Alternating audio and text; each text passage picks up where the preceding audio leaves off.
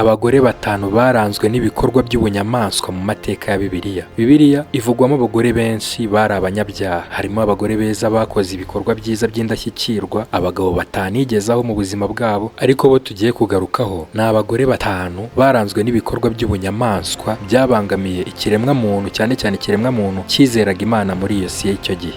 Icyo usabwa ni ugukora subscribe aho hasi kuri Manzi TJ, ubundi dukomeze kubana mu byegeranyo byiza nk'ibi ngibi. Tudatinze reka dutangire n'uyu mugore wa gatanu, muka Potiferi. Uyu ni umugore wiberaga muri Egiputa, yari ufite umugabo witwaga Potiferi. Uyu Potiferi yari umwe mu bari bagize igisirikare cya Farawo, ndetse anahagarariye ingabo zari zishinzwe kurinda ibwami. Uyu Potiferi ubwo yabonaga Yosefu bari kumuzana muri Egiputa aje kugurishwa na ba bavandimwe be bari baramugiriye ishyari, yaramurebye amugirira icyizere, abona agomba kumushinga ibyo mu nzu ye. Izo nshingano Yosefu yari ahawe zagaragazaga ukuntu ari umutoni mu maso y'Imana, ndetse zinashimangira neza ubudahangarwa ndetse n'ubushobozi bwa Yosefu mu kuyobora. Muri iyo nzu y'umutware wa Yosefu niho Yosefu yaje guhurira n'umugore we muka Potiferi. Muka Potiferi yakunze Yosefu, arangije yegera Yosefu aramubwira ati, Yosefu ryamana nanjye. Yosefu yahise amureba mu maso aramubwira ati, umutware wanjye nta kintu yigeze anyima, nta kintu yigeze ansumbisha muri iyi nzu, ibintu byose yarabimpaye,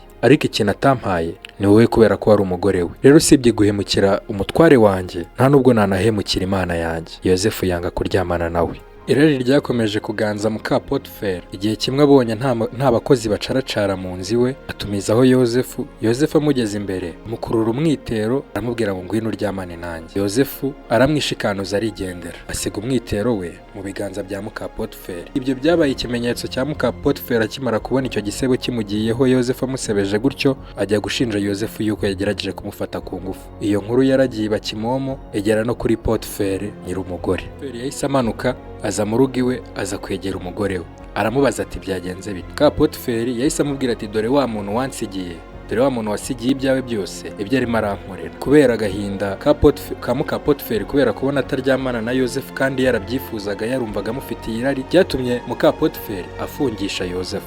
Ariko Yosefu hano nubwo atitwaye nk'abasore b'iki gihe, yabiboneyemo umugisha, kuko no mu gihe yari ari muri gereza, Imana yakomeje kubana nawe. Yosefu akigera muri gereza ahita n'abakonseye. Abaye konseye, uwari uhagarariye iyo gereza ntiyakomeza kwita ku bintu byaberaga muri iyo gereza, kuko byose yari yarabishinze Yosefu. Yosefu wabanaga n'Imana, ibintu byose imbohe zakeneraga cyangwa imirimo yose imbohe zakoraga, Yosefu Imana yaramufashaga akayiyobora neza, muri gereza agakomeza kubamo ituze. Ibyo ngibyo bishimangira igihamya gikomeye n'igihango Yosefu yari afitanye n'Imana, ko Yosefu yanze gusuzugura Imana, ndetse anagerageza gukomeza kubaha umutware we nubwo atigeze abibona. Mu gihe muka Potiferi yari azi ngo yatsinze Yosefu kubera ko yari amaze kumugambanira, yamaze kumwohereza mu nzu y'imbohe, ntabwo muka Potiferi yari azi yuko afashije umugambi w'Imana kuzasohora kuri Yosefu. Yosefu ageze muri gereza, yatangiye kujya arotora inzozi z'abacungagereza babaga muri iyo gereza y'icyo gihe. Ibyo ngibyo byaje gutuma Yosefu agera kuri level yo kuzajya kurotora inzozi z'umwami zari zananiye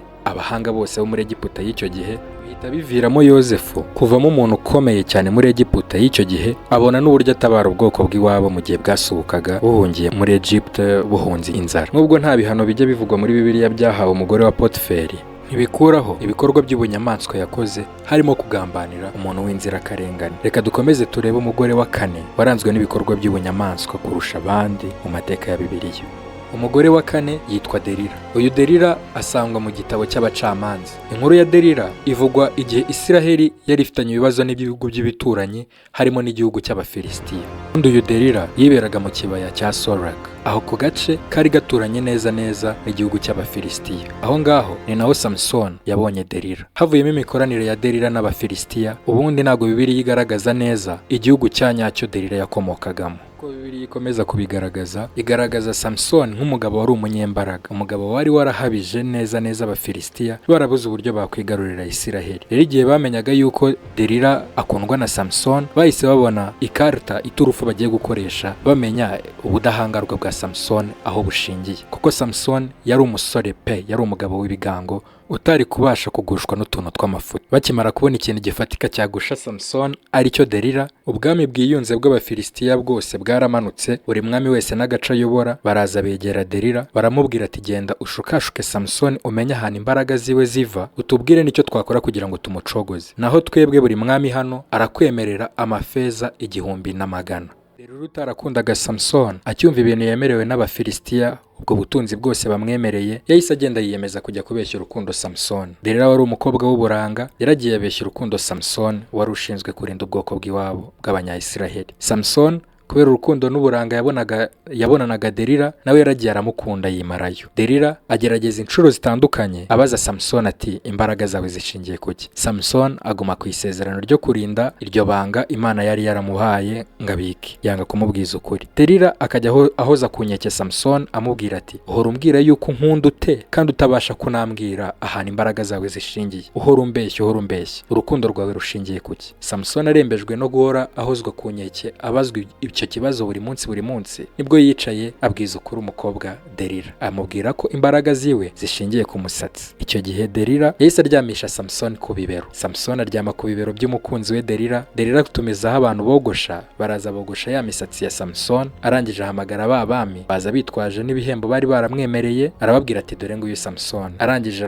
abwira Samson ati wapfa dore Abafilisitiya baraje. Samson yabyutse azi yuko nk'uko bisanzwe ari buze kubasha kubanesha, abyuka asanga nta musatsi afite. Ngayo nguko uko Samson yaje kwisanga mu maboko y'Abafilisitiya. Ibyo byose bikimara kuba, Samson bahise bamufata Abafilisitiya bamujyana kumufungira muri Gaza, banamukuramo amaso. Bitewe n'igikorwa cy'ubugambanyi Delila yakoze aha hantu, bimushyira ku mwanya wa 4 ku bagore ba mbere baranzwe n'ibikorwa by'ubunyamaswa muri Bibiliya. Reka turebe umugore wa gatatu. Uyu mugore wa gatatu yitwa Herodias. Uyu Herodias yabanje gushakana n'umugabo witwa Herod Philip. Uyu nguyu akaba yari na onkle wiwe. Nyuma y'igihe yaje gushakana n'undi mugabo witwaga Herod Antipas. Uyu nguyu yari nawe muyobozi wa Galileya. Imibanire ya Herodias na Herod Antipas yari imibanire itari yemewe, yari ikizira mu Banyagalileya. Iyi mibanire yabo yari ikizira mu bwoko bw'Abayuda. Ibi bintu bari bakoze byari icyaha, ku buryo na John the Baptist yaje akegera umwami Herod Antipas akamubwira ko ibintu bakoze bidahuje n'amategeko. Yohana Umubatiza yahoraga abwira Herod Antipas ati ntibikwiye yuko cyura umugore w'umuvandimwe wawe. Ibyo bintu Herodiya akabyumva. Herodias bikamubabaza cyane, bikamushenguha, ndetse byanatumye ashaka kwica Yohana Umubatiza, ariko ntiyabasha kubigeraho.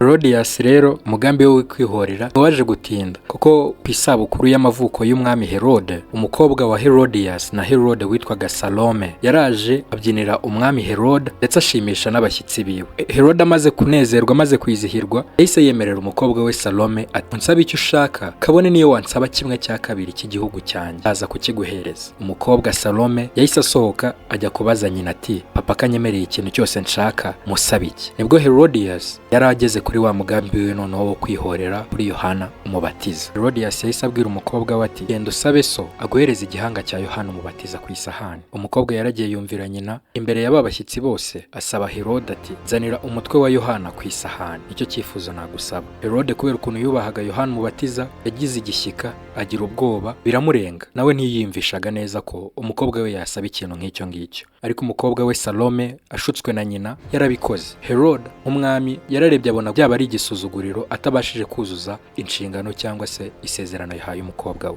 Yahise atumizaho Yohana Umubatiza, ahageze bamuca umutwe bawuzanira umukobwa we Salome. Salome arawufata uwo mutwe awushyira Herodias nyina. Herodias ishyari ryiwe ndetse no gukora ibintu bitemewe byatumye amena amaraso y'inzirakarengane Yohana Umubatiza. Reka tudatinze turebe umugore wa kabiri waranzwe n'ibikorwa by'ubunyamaswa kurusha abandi mu mateka ya Bibiliya. Uyu mugore uri kuri nimero ya 2 yitwa Athaliah. Iki ni igikomangomakazi cyo muri Israheli, akaba umukobwa wa Ahab ndetse na Jezebel. Gushyingiranwa kwa Athaliah n'umwami w'Abayuda Jehoram byatumye ubwami bw'Abayuda ndetse n'ubwami bwa Israel habaho ubufatanye ndetse no mibanire myiza. Ubundi uyu mugore Athaliah kugaragara kwe mu ruhame byatangiye ubwo umugabo we yapfaga Jehoram ndetse n'umwana wiwe w'imfura agapfa. Nibwo yatangiye kugaragara muri rubanda anakora imirimo yiwe ya cyamikazi, ashaka kugumana imbaraga ng'abari we muntu uyobora ubwami. Nyuma y'uko umuhungu we Ahazaya apfuye nibwo uyu mwamikazi Athaliah yatangiye kugaragaza inyota yo kugumana ubuyobozi mu biganza bye, ndetse atifuza no yuko yakwamburwa umwanya ndetse n'inshingano cyangwa habaho n'undi muntu uwo ari we wese uzamurusha ijambo mu gihugu kiwe yari asigaranye ayoboye. Imirimo mibi yaranze ubwami bwa Athaliah ni igihe umwana we yari amaze gupfa, indi mirambo yamukurikije arimo aragerageza kwica ndetse no gukura mu nzira umuntu uwo ari we wese wari kwitambika ubuyobozi bwiwe.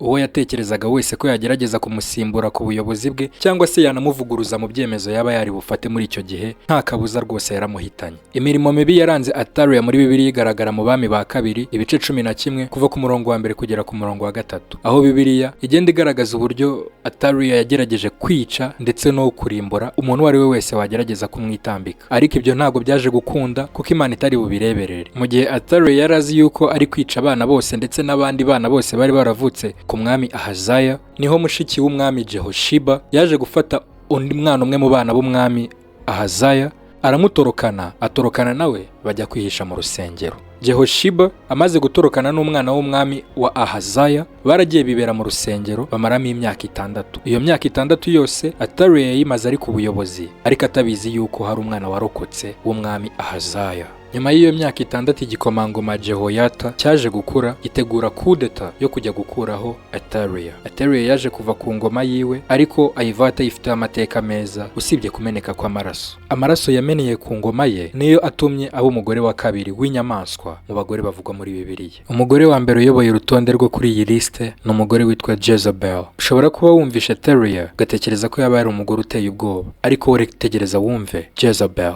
Ubundi Jezebel yari umukobwa wa Ethabel. Ethabel uyu ni umwami w'Abasidonians ndetse akaba yari n'umutambyi mukuru w'Abapagani.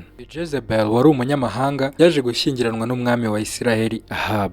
Ugushyingiranwa kwa Jezebel n'umwami Ahab byazanye impinduramatwara muri Isiraheli, ko byatumye uyu mwamikazi Jezebel atangira kuzana n'imana z'iwabo z'abamonarch muri Israel. Jezebel akimara kuba umwamikazi muri Israel yakoze uko ashoboye kose ngo ibigirwamana yari asize kwa se abizane nabyo bihabwa icyubahiro muri Israel. Ibyo ntibyari gukunda kubera ko mu gihe Jezebel yari umwamikazi muri Israel hari umuhanuzi nka Eliya. Abahanuzi nk'abo ngabo ntibari gutuma muri Israel imana yaho yacika. Jezebel yagerageje uko ashoboye kose ngo arebe yuko imana z'iwabo zahabwa icyubahiro ku butaka bwa Israel, ubundi yawe agatashwa agaciro. Ibyo ntibyaje gukunda, ko byaje no kumuviramo gupfa ndetse n'umurambo we kaza kuribwa n'imbwa ku gasozi. Ibyabaye kuri Jezebel ni ikimenyetso ndetse n'igihamya gikomeye cyerekana ko Imana itakwigira itorera na rimwe umuntu wese ugerageza gusuzugura izina ryayo. Mwakoze mwebwe twabanye kuri iki kiganiro kugeza kuri iyi ngingo ya mbere. Nabashishikarizaga gukora subscribe kuri Manzi TJ kugira ngo tuzajye dukomeza kubana mu byegeranyo byiza nk'ibi ngibi. Ciao ciao.